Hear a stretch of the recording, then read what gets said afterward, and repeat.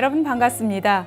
정당한 일이면 아무리 하기 싫어도 죽기로써 하고 부당한 일이면 아무리 하고 싶어도 죽기로써 끊을 수 있는 결단은 큰 공부심이 아니면 쉽지 않습니다. 인생 토크 세상 만난 기쁨, 오늘은 큰 공부심으로 옳은 일은 끝까지 행하고 그른 일은 단호하게 버리는 마음을 삶의 원칙으로 정한 분이시죠. 현재 광주 전남교구 원정회장이시고 전 교의의 의장을 역임한 광주교당 윤산 노윤창교도 초대했습니다. 윤사님 반갑습니다. 반갑습니다.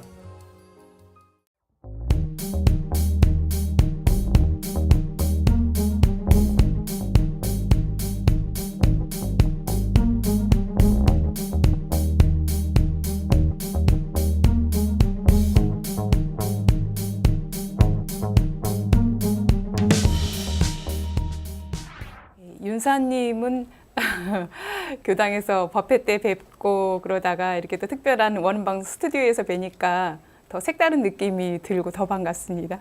저도 반갑습니다. 네. 늘 윤사님 뵈면 법회의 맨 앞자리에서 든든하게 자리를 채워주셔서 제가 법회를 볼 때도 항상 든든한 마음, 편안한 마음으로 법회를 보곤 했는데요.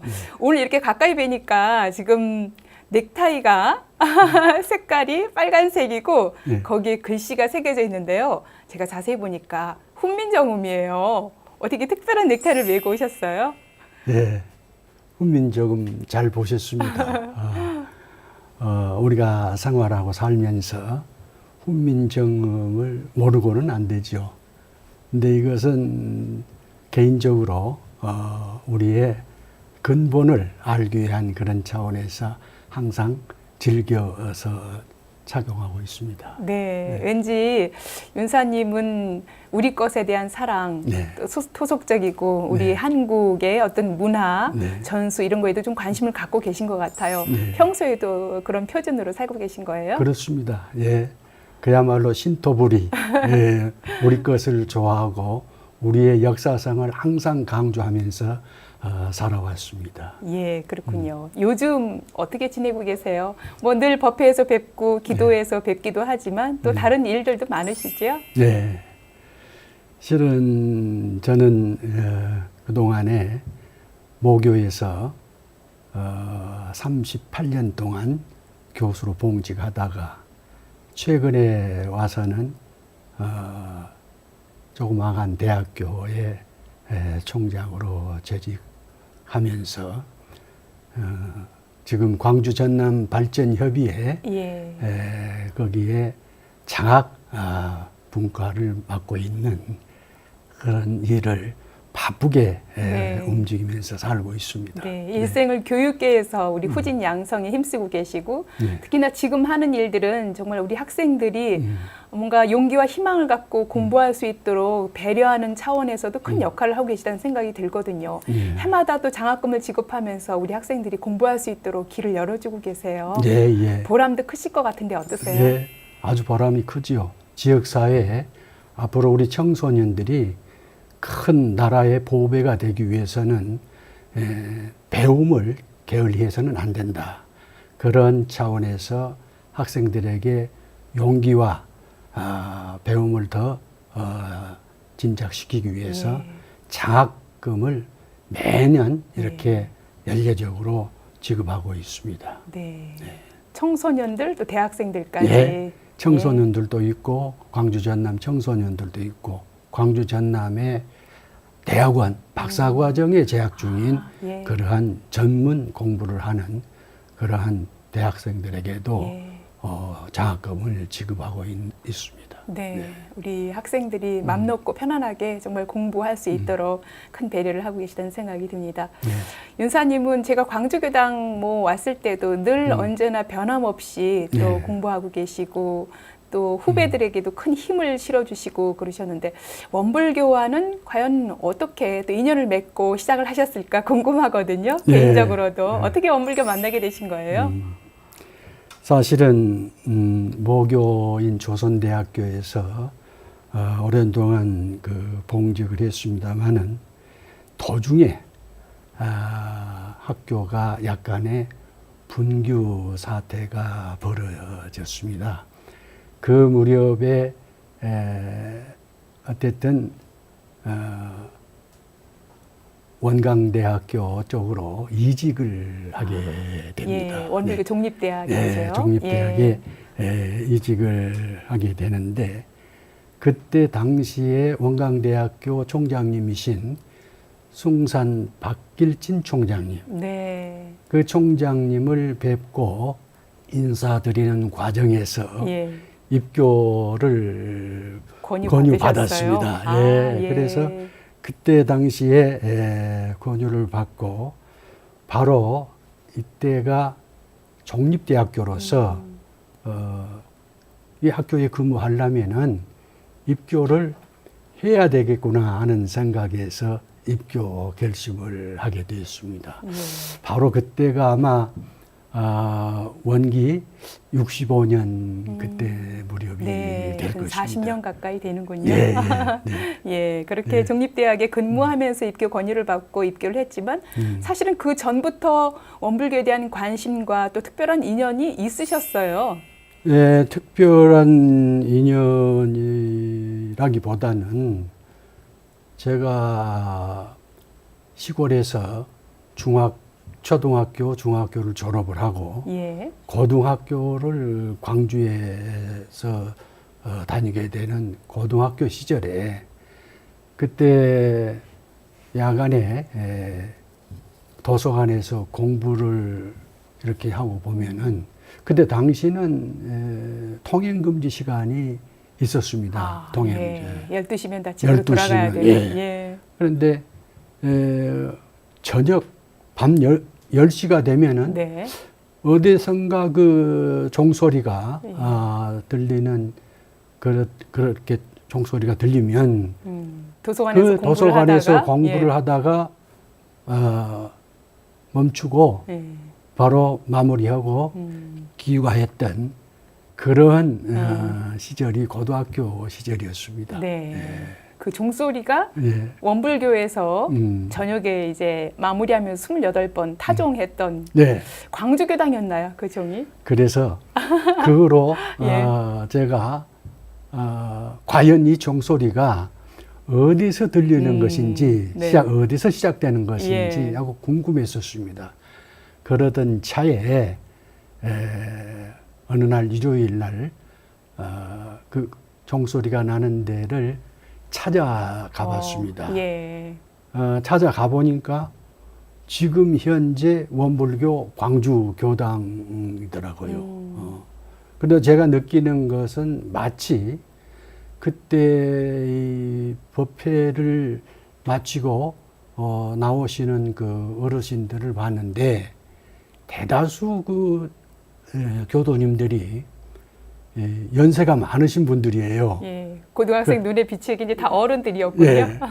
그런데 나는 그때만 해도 원불교라고 하는 이 종교는 어르신들만 네. 연세가 많으신 어르신들만 다니는 예. 종교구나 하고 그렇게 인식을 했어요. 네. 네.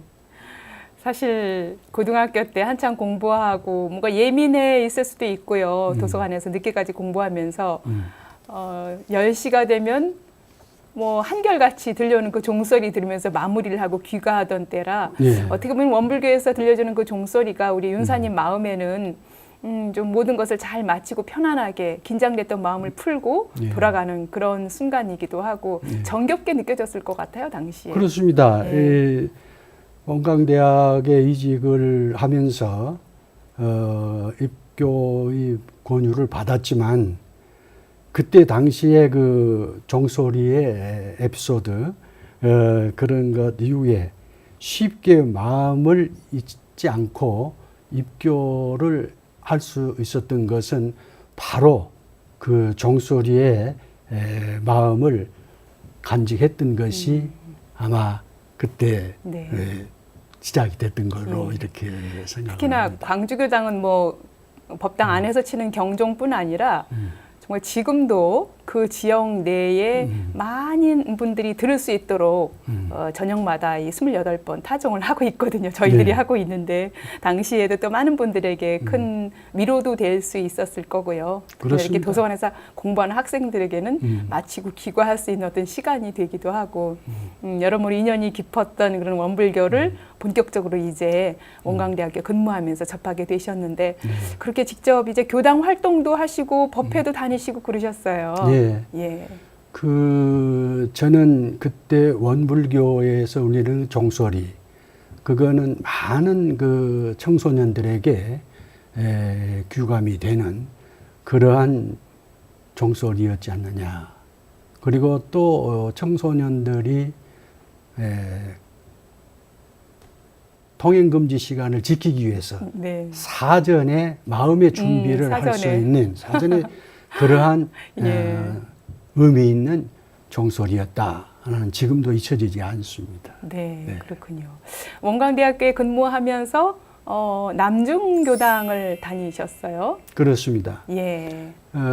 그때 이제 제가 모교인 조선대학교에서 의과대학에서 인체해부학을 강의를 했기 때문에 원광대학에 이직을 하면서 원광보건대학교에 인체해부학을 네. 강의를 했습니다.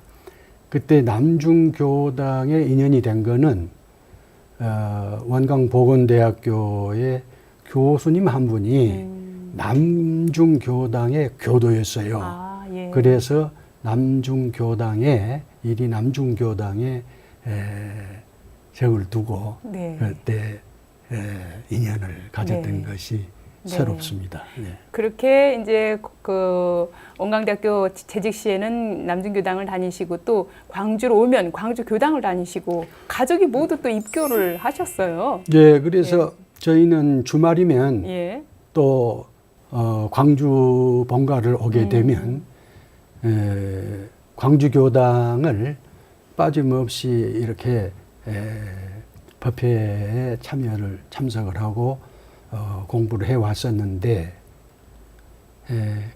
그 무렵에 부모님도 입교를 모시고 예. 했고 자녀들도 입교를 했고 특히 집사람도 같이 입교를 해서 예. 광주교당에 적을 두고 이렇게 신앙생활을 해왔던 것입니다. 네. 네. 우리 미타운 김은선 교도님 네, 네. 사모님이시기도 하고 지금 광주교당에서 또 단장으로서 큰 역할을 하고 계신데 사실 직장이라는 인연으로 원불교를 만났지만 그렇게 그치지 않고 정말 신심 깊은 교도로 지금까지 이제 법사위까지 오르셔서 큰 공부를 하셨습니다. 원불교를 꾸준히 접하면서 늘 마음에 와닿고 신심을 키워줬던 어떤 그런 힘이 있었을 텐데 어떻게 지금까지 이렇게 꾸준히 하게 됐는지 소개해 주시죠. 사실은 저는 고등학교 시절만 해도 기독교 신자였습니다. 청년회 때도 기독 청년회 활동도 왕성하게 했었던 그런 시절인데 아까 말씀드린 대로 내가 앞으로 이 종교를 가졌을 때는 과연 어떤 종교를 선택을 해야 될 것인지 했는데 제가 느낄 때 원광대학의 캠퍼스에서 이렇게 생활을 하면서 보면 가장 인상 깊게 느껴졌던 것이 네. 교무님들이었습니다. 또 교무님들이 계신가 하면 예비 교무들도 있었죠 예, 당시. 그 교학과 학생들 예, 예비 교무. 그 모습이 그래서 제가 봤을 때 느꼈을 때에는 원광대학교의 그 캠퍼스가 다른 대학보다는 마음이 안정되고 차분한 그런 생각을 가졌던 것입니다. 예. 그리고 또 한 가지는 바로 원광대학교 곁에는 총부가 있지 않습니까? 그렇죠. 길 건너 바로 바로 옆에. 예. 그래서 예. 총부가 있고 해서 많은 원로 선진님들이 계시는 터전이라서 원광대학교는 그렇게 모든 학생들 뿐만 아니라 모든 사람들을 교직원, 구성원들 전부를 그렇게 마음을 편안하게 해주는 학교구나 하는 것을 느끼고 또 거기에 따라서 제가 감명 깊게 느낀 것은 학교 내에 법회를 보는 교당이 있었습니다. 그렇죠. 대학 교당이 대학 따로 교당이 있죠. 있었어요.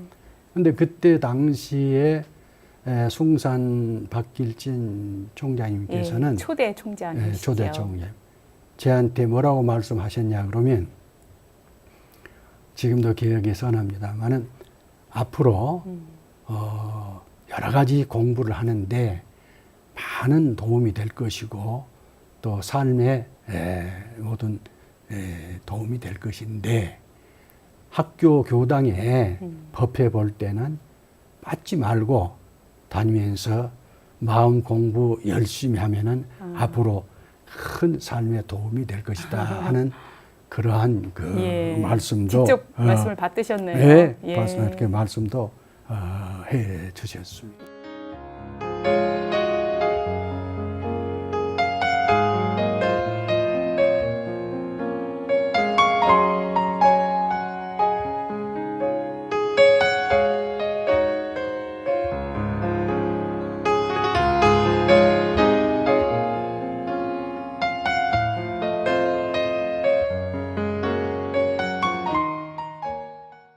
윤사님은 전공이 생물학이시더라고요. 그렇습니다. 예. 예. 사실 저도 이 방송 준비하면서 처음 알았습니다. 예.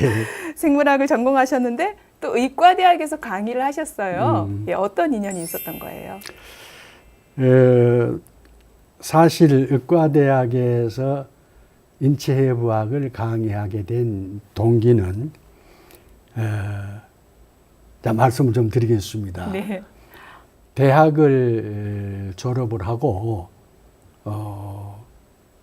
ROTC 소위로 임관해가지고 전방에서 이렇게 근무를 하고 그 다음에 월남 명호부대에 파견이 돼서 네. 거기서 귀국을 한 후 육군 중위로 제대를 했습니다. 그때 그 무렵에 평소에 학교 다닐 때나 저를 많이 아껴주신 당시 조선대학교 총장님 그래도 제대를 했으니까 인사를 하러 가야 되지 않겠냐 싶어서 바로 인사를 드렸습니다. 예. 그랬더니 총장님께서 마치 기다렸다는 듯이 참 자네 잘 왔네. 그렇지 않아도 자네를 지금 찾고 있는 참인데 잘 왔네. 그래서 의아하게 이제 앉아서 말씀을 듣고 있는데 우리 대학의 의과대학이 설립이 돼서 곧 지금 기초의학이 강의가 시작되는데 서울에서 유명한 원로 교수님들을 초빙을 해가지고 해부학을 중심으로 한 생리학 또는 미생물학 이걸 강의를 하게 되는데 자네가 서울에서 오신 교수님들하고 같이 조교로 발령을 낼 테니 조교 신분으로 해서 그 서울에서 오신 교수님들의 해부학 강의를 들어라. 수강을 하라. 그러면 앞으로 3년 후에 약속을 하시기를 3년 후에 시험을 봐서 합격을 하면 네.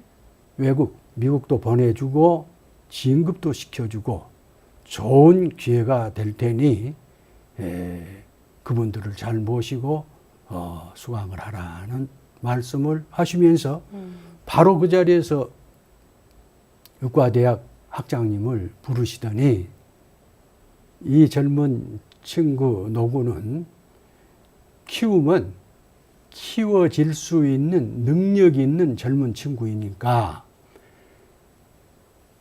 의과대학 해부학 교실에 조교로 발령을 상신하라는 그런 말씀을 하시면서 약속을 하라는 거예요. 네.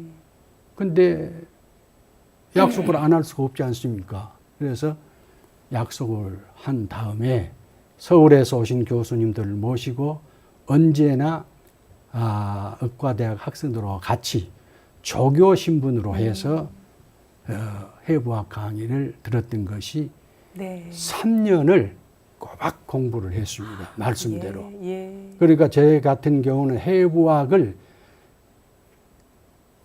복습을 겸해서 3년을 똑같은 과정을 해부학 내용을 의과대학에서 네. 같이 익혔지 않겠습니까? 네. 그래서 말씀대로 3년 후에 시험을 봤어요. 합격을 하셨어요. 합격을 했어요. 예. 합격을 하고 나서 그때 이제 조교에서 이제 그때는 전임 강사 시절에 네. 전임 강사로 진급을 시켜주면서 결국은 약속대로 미국의 미시간 대학교에 교비로 예.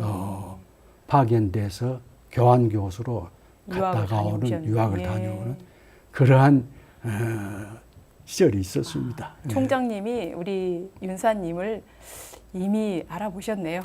이렇게 또 큰 역할을 하실 거란 앞니를. 예. 학교 다닐 때도 상당히 그 학생회 활동을 할 때 저를 관심 있게 보시고 항상 네. 챙겨주셨던 총장님이셨습니다. 네, 그렇군요. 네. 예. 그렇게 해서 생물학에 이어서 또 해부학 네.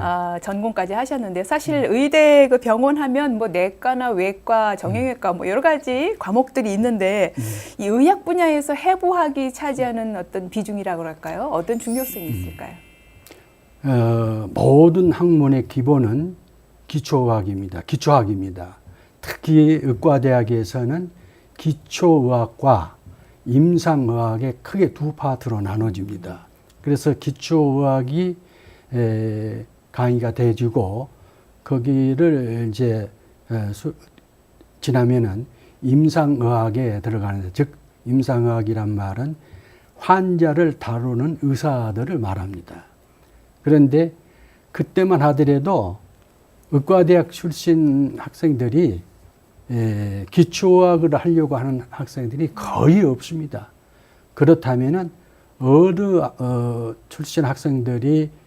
출신들이 기초의학을 하느냐 그러면은 순수 생물학과를 졸업한 거기는 소위 말해서 순수 생물학이라고 하면은 살아있는 생물체, 즉 살아있는 생명체를 다루는 학문 아니겠습니까? 네. 그래서 그때만 하더라도 모든 대학들이 일부 공립대학을 제외하고는 사립대학교, 소위 말해서 고려대학교, 연세대학교, 한양대학교, 중앙대학교, 이화여자대학교 이렇게 해서 의과대학의 해부학 교수는 기초의학인 생물학과 출신들로 해서 해부학이 많이 강의가 되졌던 당시 그때입니다. 예, 그렇군요. 그렇게 해부학도 강의를 하시고 교수로 역할을 하시다가 후배를 위해서 의대 교수 자리를 포기해야 하셨어요. 예. 어떤 사연이 있습니까?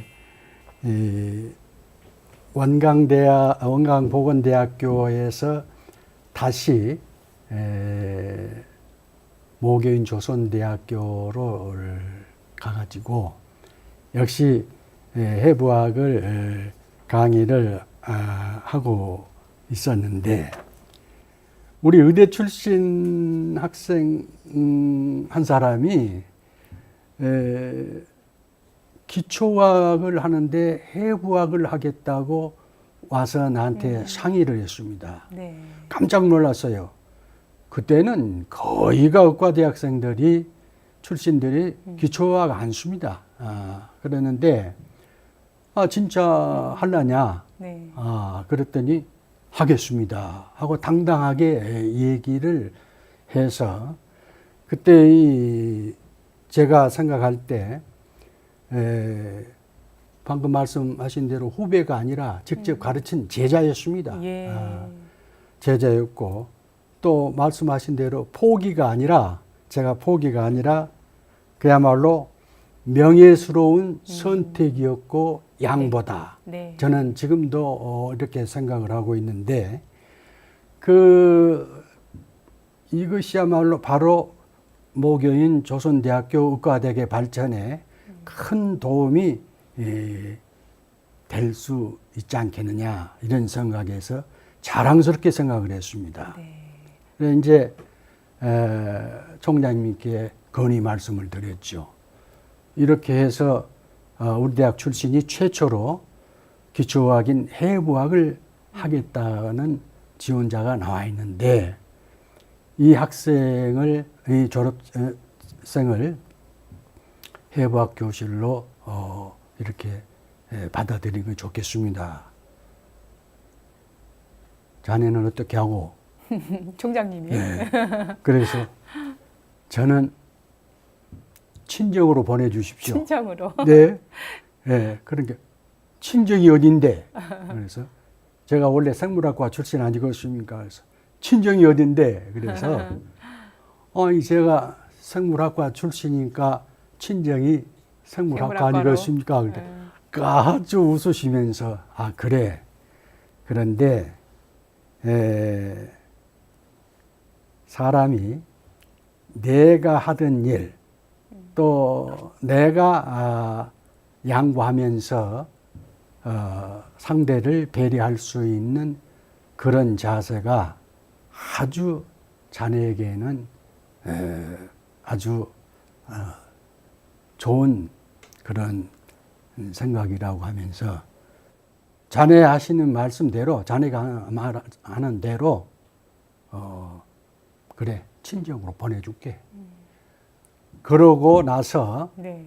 그 지원하는 졸업생이 해부학 교실에 와가지고 지금까지도 현재 해부학 교실 주임 교수로 지금 근무하고 있습니다. 네. 나는 그때 그 친구의 그 대단한 결단 이것에 대해서 지금도 그 제자를 만나면은 항상 격려를 아끼지 않고 있습니다. 네, 그렇군요. 네. 사실 말씀은 이렇게 하시지만 보통 사람들은 쉽지 않은 일이죠. 내가 갖고 있는 권리와 내 자리를 후배에게 내주고 제자에게 내주고 그 자리를 양보하고 온다는 것이 쉽지 않은 일인데 그렇게 큰 마음을 내는 데는 또 우리 원불교 어떤 교법 정신으로 살아온 그런 뜻도 있지 않았을까. 또 평소에 우리 은사님의 신념도 함께 곁들여 있지 않았을까 그런 생각이 듭니다.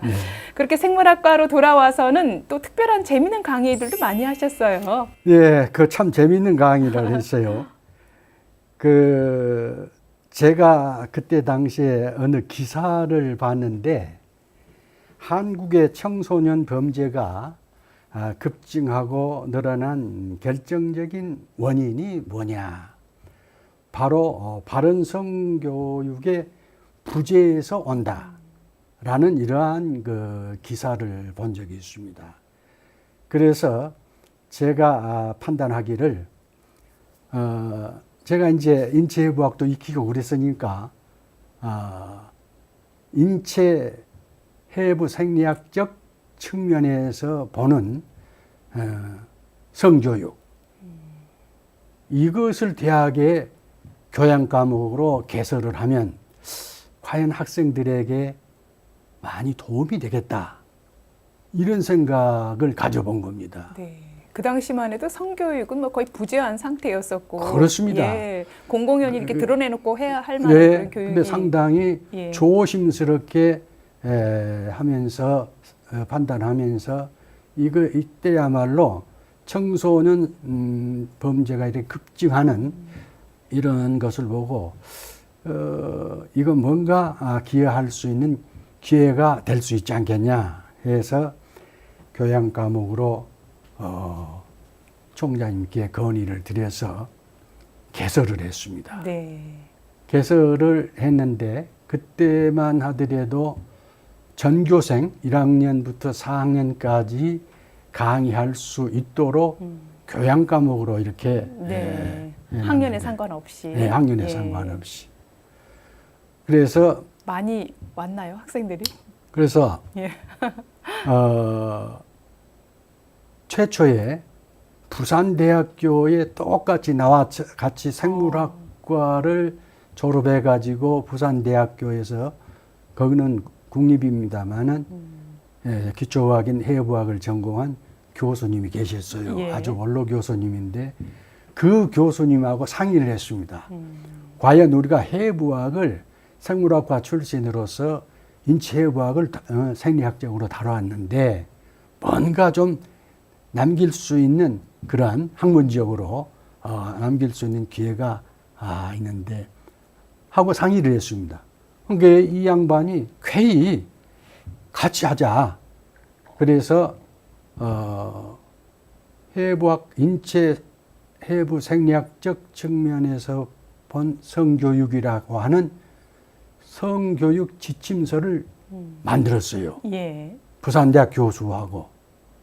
그래서 최초로 조선대학교하고 부산대학교하고 교양 과목으로 개설이 됐었는데 방금 말씀하신 대로 처음에는 그 과목이 약 한 70명 정도 수강이 됐었습니다.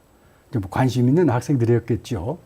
근데 2학기, 그 다음 학기부터서는 네. 그야말로 폭발적이었습니다. 수강 신청 학생들이 급증을 했어요. 그래가지고 도저히 혼자서는 그 강의 학생들을 다 감당할 수가 없었기 때문에 네. 분반을 했습니다. 분반을 해서 약대 혹은 또 생물학과에서 해부학에 이렇게 익히는 교수들, 치대 교수들, 기초의학을 담당하는 교수들을 싹 동원해가지고 100명 단위로 예. 이렇게 학생들을 반을 분반을 해가지고 강의를 했는데 놀랍게도 한 학기에 몇 반으로 몇 개의 반이냐면 13개 내지 14개, 그러니까 1,300명 내지 1,400명이 예. 수강하는 그런 현상이 네. 벌어졌습니다. 네. 당시에 또 한 가지 덧붙여서 말씀드리자면 충남에 있는 어느 국립대학에서 총학생회에서 그 대학의 총장님께 우리도 조선대학교처럼 성교육에 관련된 교양 과목을 개설해 주십시오 하고 건의를 했던가 봐요. 그래서 그 총장님이 K 승낙을 해가지고 그 대학을 또 교양 과목으로 개설이 돼서 네. 강의가 시작됐는데 그 후로 지금은 거의 대학에서 성교육에 관련된 교양 과목의 강의가 개설되어 있지 않는 학교가 없습니다. 네. 거진 다 있습니다. 네. 그래서 지금 생각해 보면 그때 판단을 참 잘했던 거 아니냐. 그리고 성교육에 관련된 학생들의 관심, 그리고 사실은 그 대학생이라 할지라도 대학생들은 성인 아니겠습니까? 근데 인체 생리학적인 그 면을 잘 몰라요. 심지어는 말씀드리기 어렵습니다만은 피임법이 무엇인지, 생리가 무엇인지, 어떻게 해서 이렇게 생성되는 것인지, 그럴 정도로 참 몰랐던 교육이 부재한 상황이었었는데 예. 그 성교육 지침서 그로 인해서 전국에 교양 과목으로 개설되어 있는 그러한 일들이 네. 지역에도 지금도 기억에 남습니다. 아마 지금도 강의는 이루어지고 있을 것입니다. 예, 그 윤사님이 이렇게 생물학과에서 성교육 관련해서 과목을 정하고 교육하기까지에는 그 해외에서 유학하면서 좀 힌트를 얻기도 하셨다고요. 예, 그 제가 아까 말씀대로 교비로 총장님이 약속을 지키느라고 진급도 시켜주고 그 다음에 미국 미시간 대학교로 유학을 저를 보내줬어요. 그래서 미시간 대학교에서 교환 교수로 가서 있을 때 제 생각에 과연 우리 한국의 유아교육, 유치원교육, 그리고 선진국인 미국의 유아교육이, 유치원교육이 과연 어떻게 다를까 하고 비교를 좀 하고 싶은 마음이 생겼어요. 그래서 마치 그때 연세대학교에서 오신 영어도 잘하고 하신 교수님이 계셨는데 그 교수님 안내로 미국에 있는 대부분의 그 주에 유치원, 유아교육 현장을 방문을 해서 네. 견학을 했습니다. 예. 제가 바로 느낀 것이 제 생각에 맞아떨어져 갔어요. 우리 한국의 유치원 교육이라 유아교육이라 하면은 우선 이제 어머니, 아버지를 표현할 때, 그림으로 표현할 때 보면은 대개의 경우 어머니는 파마머리, 그렇죠. 그리고 치마, 예. 그리고 이 한복 입고 하는 그런 어머니의 상이라면, 그림이라면, 또 아빠는 안경을 쓰고 양복을 입고 예. 그 다음에 수염을 기르고 이러한 것이 고작 외형적인 그림이 우리 한국의 유아교육 유치원의 교육이라면 그 당시에 예. 그렇다면은 미국은 어떤 차이가 있었냐 비교가 되나 깜짝 놀랐습니다. 생물학적 측면에서 본 소위 말해서 성교육의 기초가 되는 그런 그림. 예를 들어서 남자면 아버지 그림은 아버지의 신체적인 예. 구조. 그대로 다. 예. 어머니면은 또 어머니의 그 신체적인 구조. 그랬을 때 제가 느끼기를 내가 기육을 하게 되면 첫째, 보통 교육에 관심을 가질 수 있도록 하기 위해서 교육위원을 한번 해야 쓰겠다. 그래야 보통 교육에 관심을 가지지 않겠습니까? 그래서 보통 교육에 관심을 가지려면은 그런 생각이 들어져서 교육위원을 출마를 했어요. 그때는 선거를 했습니다. 네. 그래서 출마를 했는데 교육위원만 된 것이 아니라 교육위원회 의장이 되었습니다. 그래서 우선 그 광주에 있는 유치원을 파악해 보니까 공립 유치원 2개를 포함해서 76개가 유치원이 있더라고요. 네. 그때 우리 원강 그 유치원도 우리 광주 교당에 있었습니다. 그렇죠. 그거로 막 걸어 없어졌는데 그래서 그 성교육에 대한 관련된 것을 하기 위해서는 무엇이 필요하냐 했더니 학생들의 에게 보여주려면은 어린애들에게 보여주려면은 TV 모니터가 있어야 된다라는 그런 생각을 누구한테 말씀드렸냐면 우리 광주교당에 유치원을 운영하는 교도님이 계셨어요. 예, 부회장. 현재 원장님이시죠? 예, 원장님. 김상현 부회장. 예. 그런데 제가 그 테이프를 보려면은 TV 모니터 필요한다고 그래서 네. 76개의 모니터를 각 유치원에다가 보급을 하셨어요. 보급을 했습니다. 예. 물론 이제 그것은 교육청 예산으로 해서 그때만 하더라도 광주 교육감님이 상당히 어린이 교육에도 관심을 가졌던지 재정을 쾌히 승낙을 해서 그렇게 했던 것이 참 좋은 그 기회가 됐던 그렇군요. 것입니다. 오늘날은 뭐 많이 성교육이 이루어지고 있지만 정말 네. 전무한 상태에서 그렇습니다. 우리 윤사님이 또 네. 청소년들 또 우리 유치원 어린이집까지 많은 우리 청소년들이 성교육을 바르게 할 수 있도록 또 지표를 열어주셨다는 그런 네, 생각이 네. 듭니다. 그리고 최근에는 광양보건대학교 또 총장으로 큰 역할을 하셨어요. 학교의 어려움을 잘 또 난관을 이겨내고 정상화시키는 데 역할을 하셨는데 잠시 좀 소개를 해주시죠. 네. 사실은 제가 2008년도에 모교인 조선대학교에서 정년 퇴임을 하고 좋은 기회가 되어져서 교육부에 가가지고 한 3년간 일을 하게 됐었습니다. 그때 당시에 보니까 광양보건대학교 내부 사정이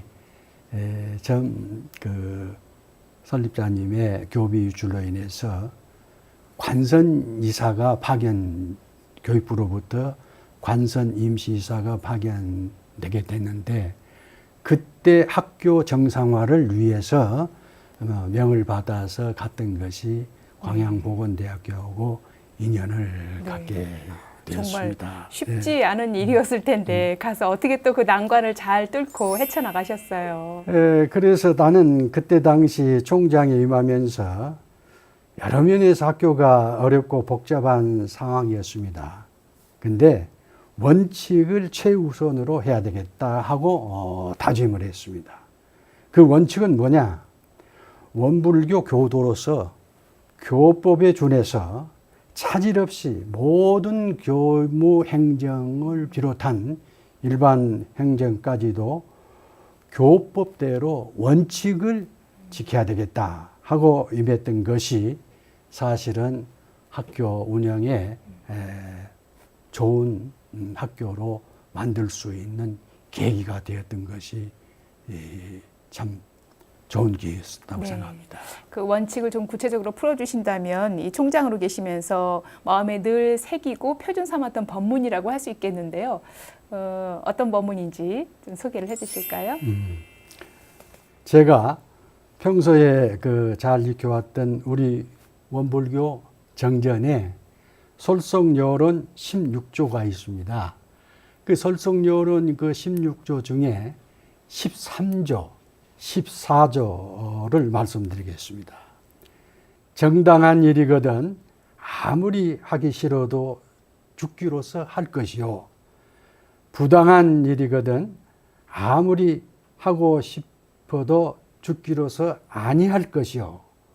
라고 하는 이 법문은 제가 평생을 살아오면서 제 마음의 법문으로 삼아서 살고 있습니다.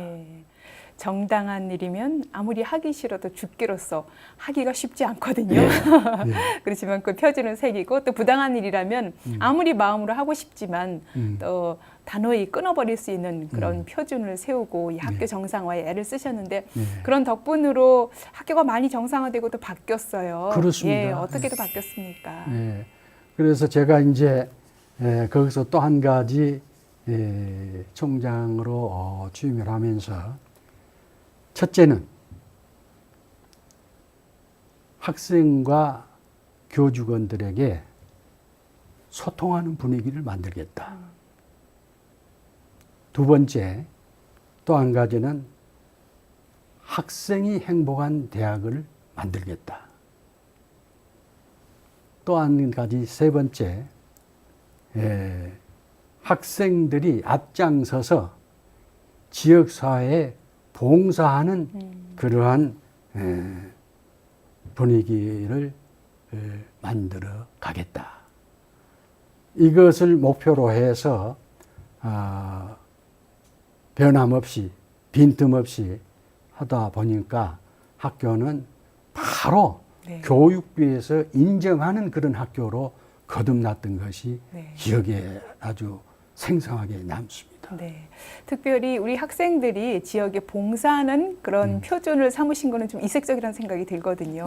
어찌 보면 우리 학생들 공부하기도 바쁜데 취업하기도 바쁜데 언제 지역사회 가서 봉사를 할까 그런 생각이 들기도 하는데 그런 표준을 세운 또 어떤 뜻이 있었을 것 같아요. 그렇습니다. 그 광양보건대학교는 간호보건계열 특성화 대학입니다.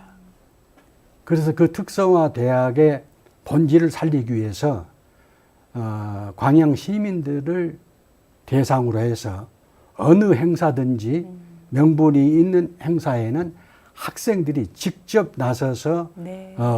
각 학과 특성에 살려서 시민들을 상대로 해서